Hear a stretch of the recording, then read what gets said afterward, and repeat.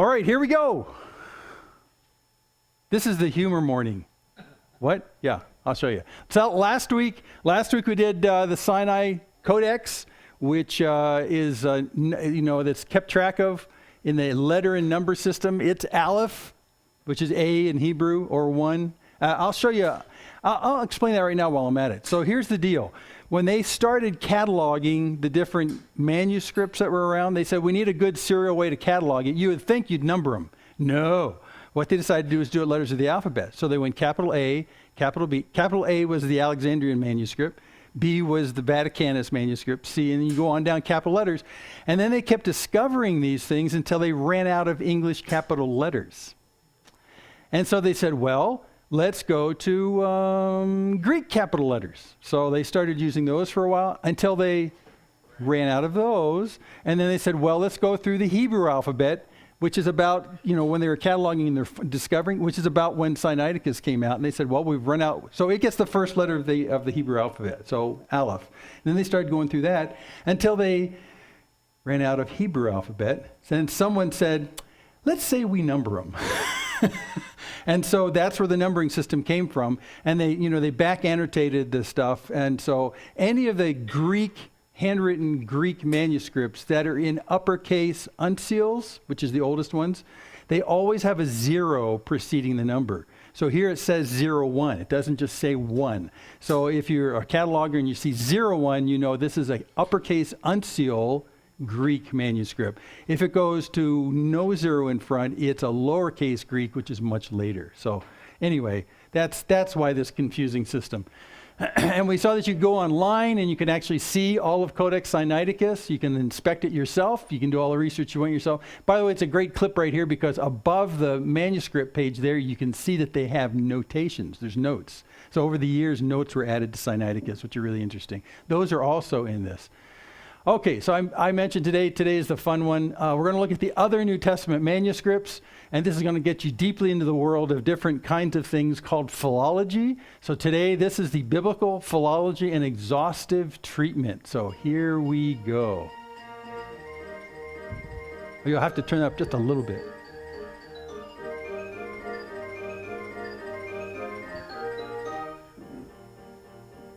I am the very model of a biblical philologist. I'm quite the semitician and a passing hittitologist. My articles are free from all grammatical iniquity. I rank Semitic cognates in their order of propinquity. I am very well acquainted too with matters exegetical. I side with all the orthodox and censure the heretical. In print I wrinkle brows of any liberal who wrinkles mine. Wrinkles mine, wrinkles mine. Got it! And counter all the theses of that vigilante Finkelstein. Counter all the theses of that vigilante Finkelstein. Counter all the theses of that vigilante Finkelstein. Counter all the theses of that vigilante Finkelstein.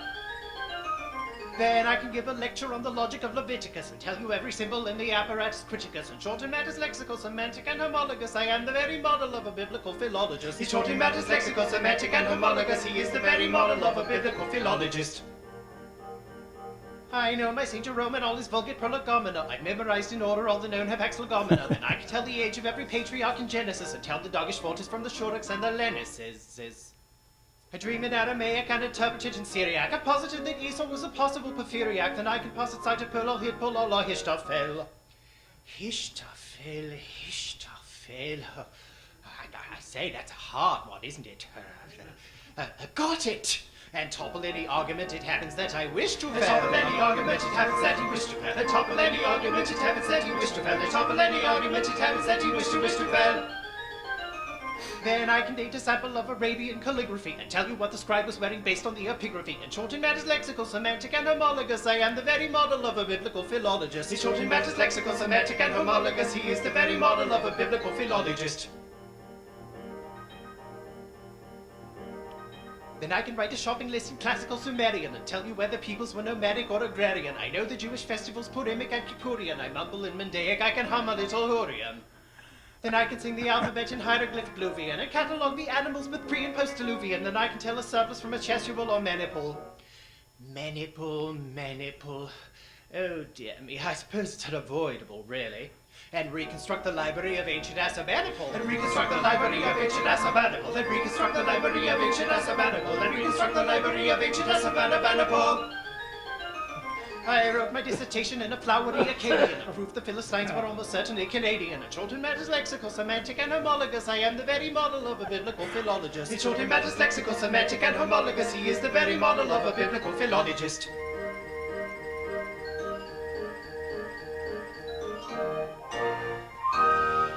Presto agitato, s'il vous plaît, maestro.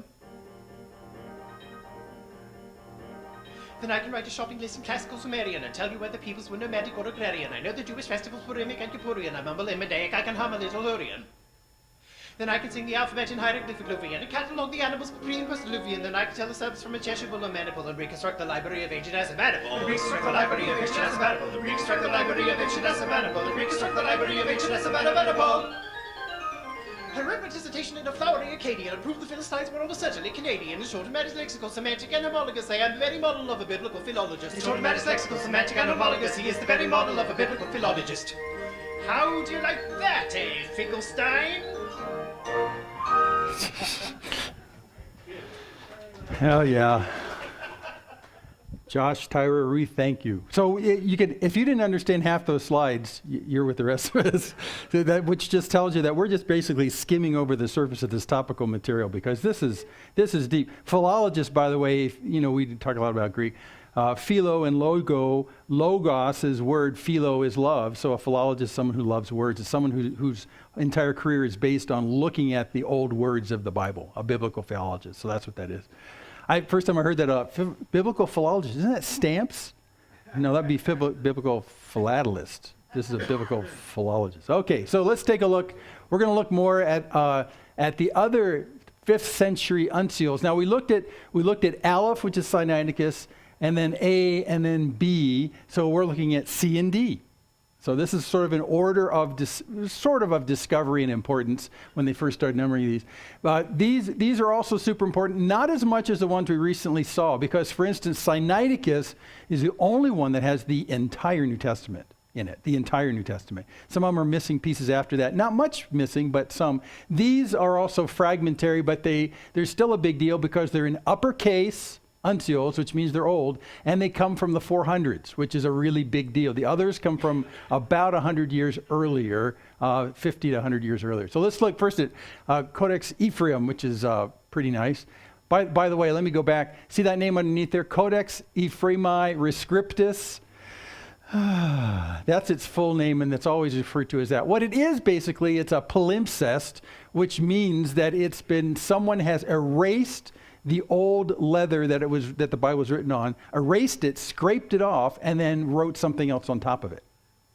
And in fact, Count Tischendorf, who we looked at, who's the one who discovered Sinaiticus in the desert, he had actually made his name before he found Sinaiticus by translating this document right here, because people had seen that on the top of this vellum was that's where it gets its name, were these sermons of Ephraim of Syria, which is 12th century. So that's 1100s. But they could see that underneath it, they hadn't scraped it completely.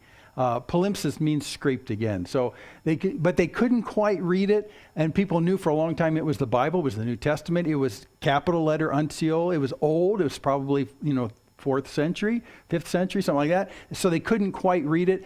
So Tischendorf, when he was going around the world trying to find all the biblical manuscripts that existed so he could do his Greek publication, he found this. He went there, and he could read it. And it was partially using a little bit of chemicals and a little bit of holding up to the light, and he painstakingly transcribed every letter until he could get the whole manuscript out. So he's the guy that actually did this. This is what it looks up close up if you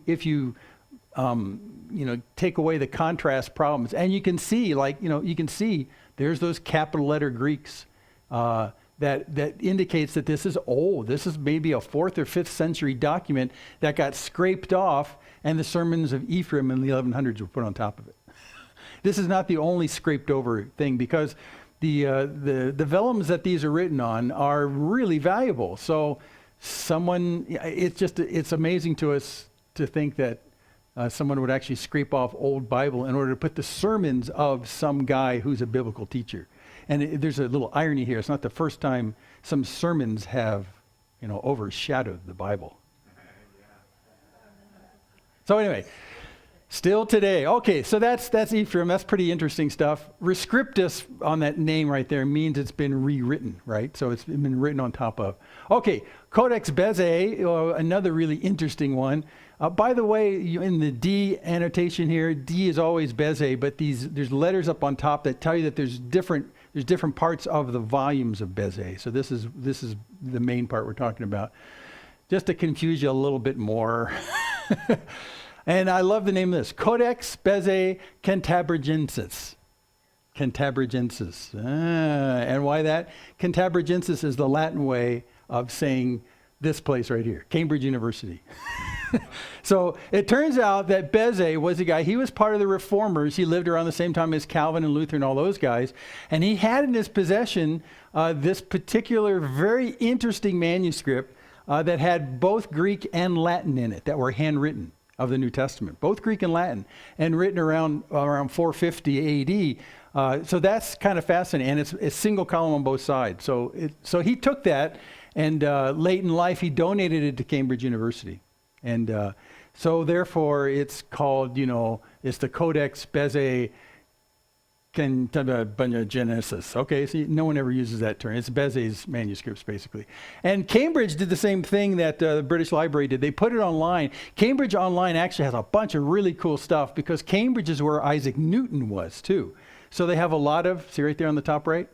That's Isaac Newton's own handwriting. So they have Newton's kind of stuff that's there, and they've taken pictures of it. So if you investigate what Isaac Newton wrote down, yeah, Isaac Newton, you can do that. They also have a whole section on the online library that's dedicated to Christian works. So not just Bezae, but they've got Bezae stuff in there as well, but a whole bunch of other kind of stuff, mostly Byzantine, which is after 1100s, 1200s, so that they have. And so here's Bezae's manuscript, and there's the left page, and then there's the right page. Very nice. Oh, yeah. And if you blow up what's up there, the beginning of sections of Bezae's manuscript start in red ink. That's just how they were separating the chapters, evidently. But there again, you can see, since you're a biblical philologist, you see capital letter Greek. You see capital letters only. You see no spaces between the words. One thing that is a little interesting here is that instead of filling out the width of the page to use all the page, they have separated sentences, which is unusual for uncials. So it's a little later. That tells you that it's not 350, it's probably 450. But there's a few things we can see. This is Acts. Here's the text of Acts. And the red is what I have in red right here. So remember in Acts, Luke says, in the first book I've made, I have dealt, O Theophilus, with all that Jesus began to do both and teach. And the red breaks right there. So we can find Theophilus. Theophilus is right up there. There's the theta for the TH sound. A circle with a vertical line is an F sound. So that's Theophilus right there. And then Jesus down here. And if you remember, names of God or Jesus are always compressed. They don't use the entire word, and then they put a line over it. So it's abbreviated with a line over it, so you're not speaking the name of God, sort of. And so if you scan down the rest of the red text, do you see where Jesus is with the line over it? There it is, yeah, right there. So that's Jesus, right? And the I is the E sound, Jesus, the I. So that's it right there. And the C is the S sound. So yeah, so there, see, you're reading Bezae's manuscript. And in another place is a Latin equivalent of this as well. So Bezae is pretty cool, pretty cool. Okay, so now we've gone through the Aleph, A, B, C, D. Yeah, okay, so those are actually the biggest, the fattest manuscripts in the sense that they have the most of the New Testament together in one spot, with Sinaiticus being the top of it because it has the entire New Testament without any losses at all. So that's pretty cool. And it was put there in 350. Here's some other uncials. And this is just a general categorization system. I'll put these all up for a second here. There's 3 of them that are generally talked about. And these names are the Alexandrian, the Western, the Byzantine, are roughly a chronological progression of capital letter uncial Greek over time. The earliest ones that you've been seeing, like Sinaiticus, is an example of Alexandrian text, only because what came out of Alexandria scribes seems to look like this. And it's the earliest. So Vaticanus and Sinaiticus, they're both Alexandrian in style. Still capital letter Greek, but the style is different. Then you get to this there's a Western kind of emergence that happens over the next 100 years, up through about 400, 500 AD, like Beze. And what's interesting is that in that particular text, it's not exactly matching to all the other texts. There's additions that are liberally added into it to help explain, to make the sentences more readable in a sense. So it would be like what we do today, where we have a modern translation and we add just a few words, prepositions and stuff, just to make it read right, and sometimes a couple of words to qualify with adjectives. That's what you see in the Western text. Still capital letter Greek, uncial, but they take more liberties with making the text more understandable, so they're not just word for word exact in that sense. And then you have Byzantine. Well, Byzantine is actually quite late. It can go up. I don't know. How's your history? The Byzantine Empire. It's the last part of the Roman Empire. When Rome comes up, okay, it takes over the world, all the way, all of Europe and way into the East and Asia and stuff like that. Up until about the 400s, and then the western part of Rome topples away and falls. But the eastern part of Rome still exists. That's the eastern part. And that eastern part that exists is Byzantine, is what's called Byzantine.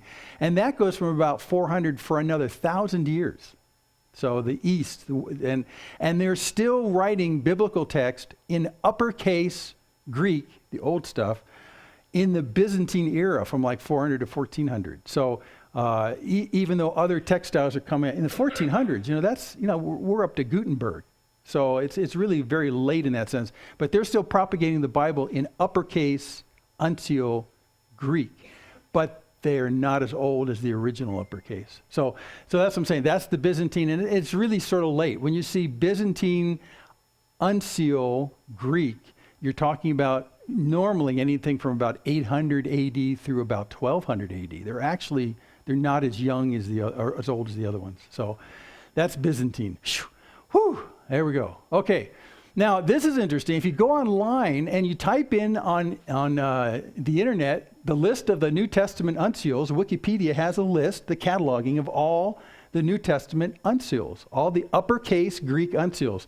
And there, if you look on the left, this is really small, but the top one is O1, and there's an aleph, yay! And it says Sinaiticus, and it'll tell you the date, 4th century, which is 300s. The content is the New Testament. It has 148 pages. It's in the British Library, and it tells you where to find it, in fact, how it's cataloged in the British Library. It tells you where the British Library is in London and what country it's in. And then on the far right here, this column is called Images on the far right, and they're color-coded in order to tell you what's going on, whether you can go online and actually look at them.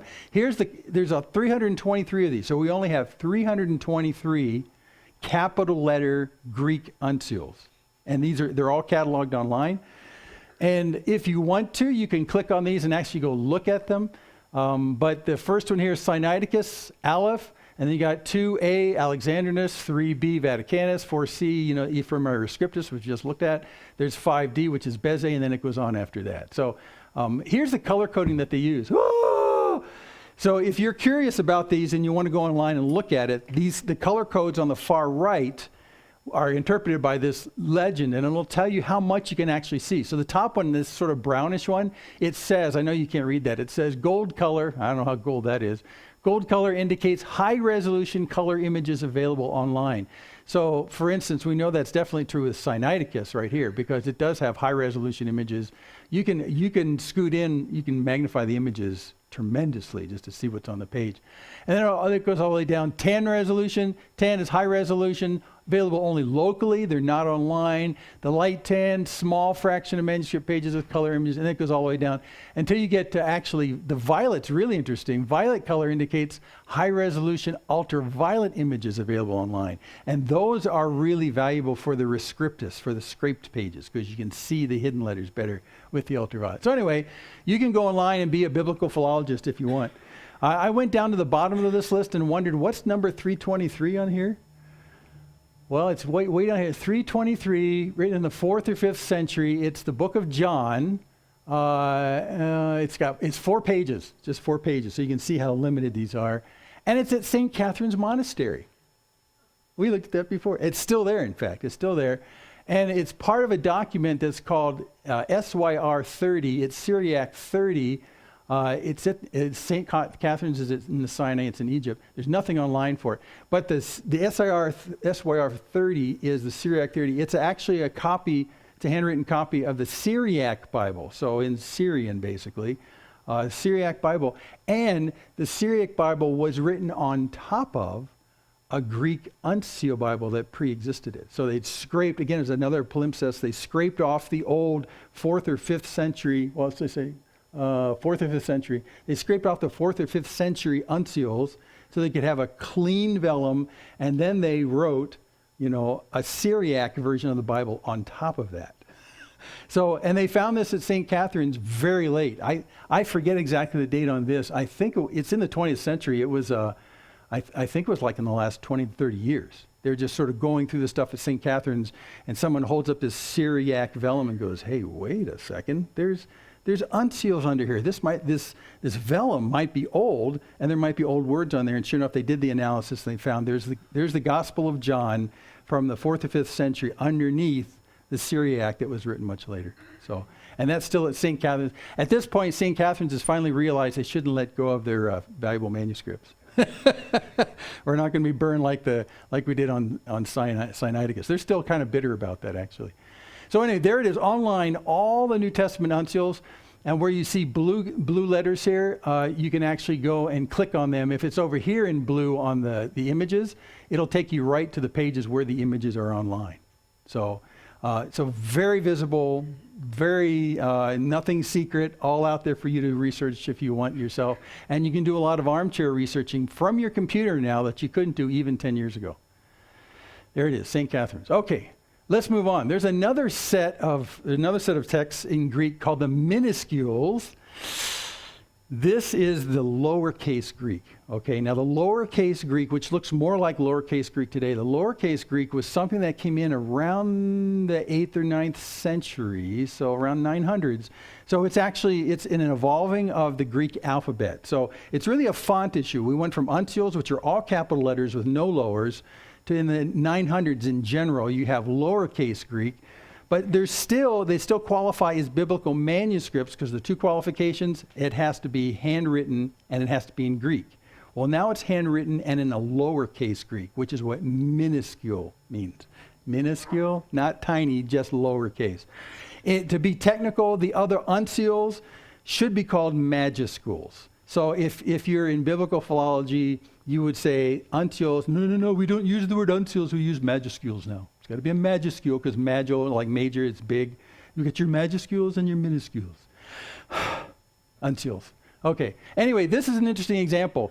Erasmus is an interesting guy in the whole history of biblical translation because he decided, kind of like Tischendorf in the 19th century, he decided back in the 16th century that he was going to finally publish a Greek New Testament that's printed with the printing press. So he's the first guy who decided, well, he's actually not the first guy, he's the second guy, but he's the first guy who made money at it and did a big version of it.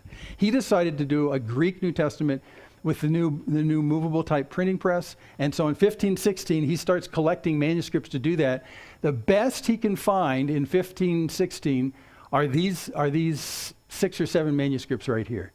At the time in the 16th century, if you looked around, this is pre-Tischendorf. This is pre almost all the majuscule, almost all the uncials are unknown at the time.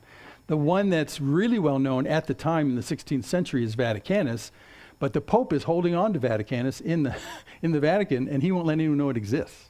So nobody knows about it. So as a result, what happens is Erasmus, to collect together his best Greek, collects together minuscules, which are all penned in the 12th to the 15th century. So the youngest one of all those is in the 1100s.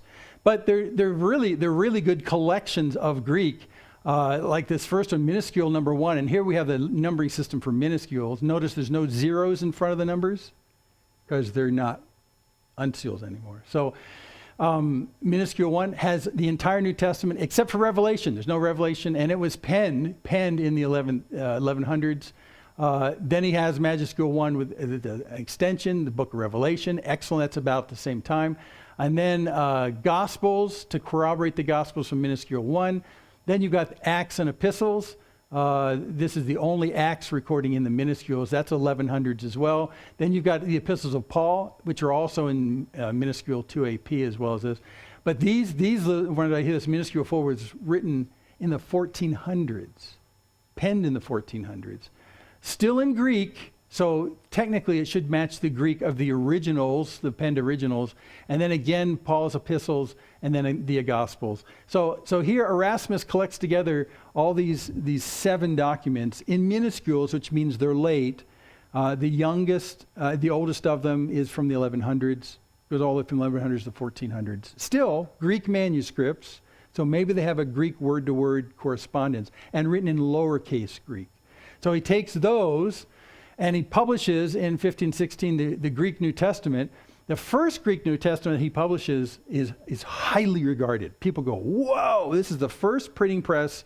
You know, up to this point, if you were a scholar and you wanted to look at the Greek New Testament to use it perhaps to do a modern translation, say into German, Luther, there was nothing that existed. You'd have to find these manuscripts to figure it out. Now it's typeset, it's in a book. You can open it for yourself and read the Greek, and if you're schooled in Greek, you can do your own translation from Greek into your modern language. So this is a huge foundation under the Reformation, because a couple decades after this, you've got the Reformation happening.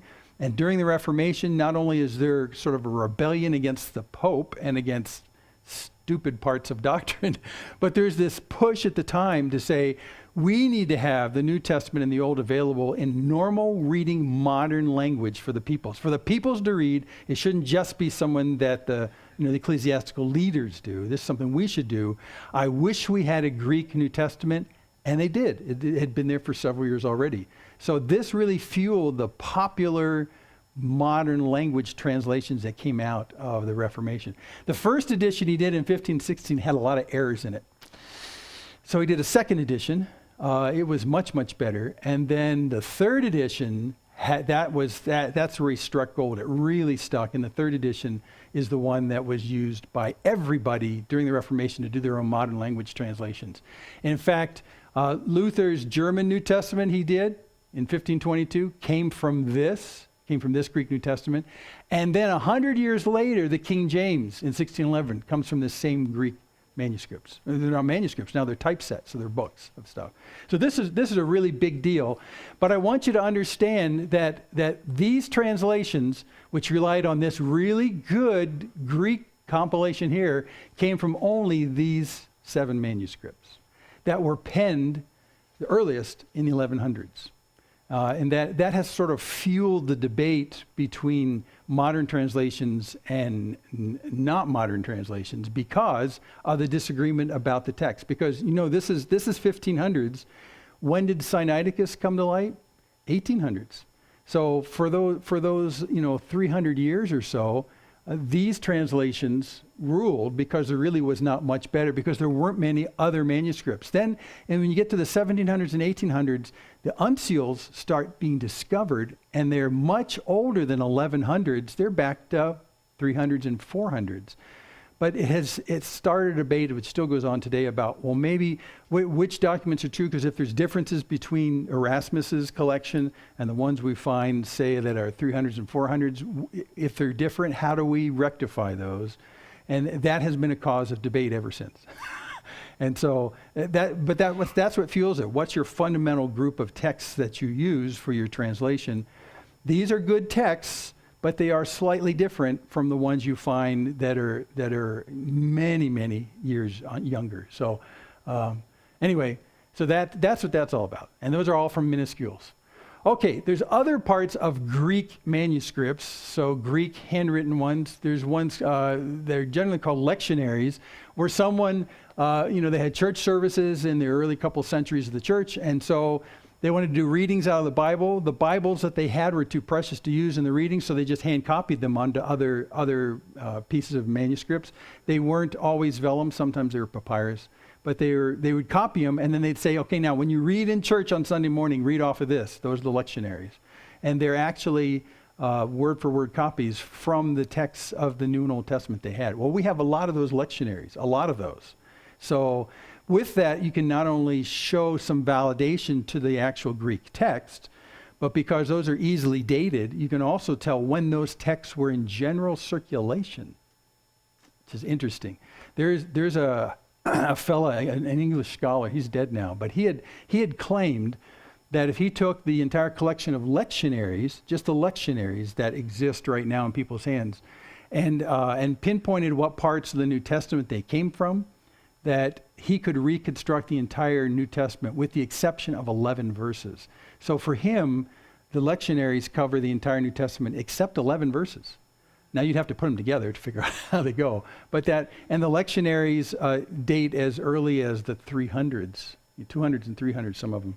I forget the earliest lectionary, but I mean, it's a nice snapshot of the life of the church as it grows up, and what was in circulation at the time that church was, because you can tell that they copied out of them.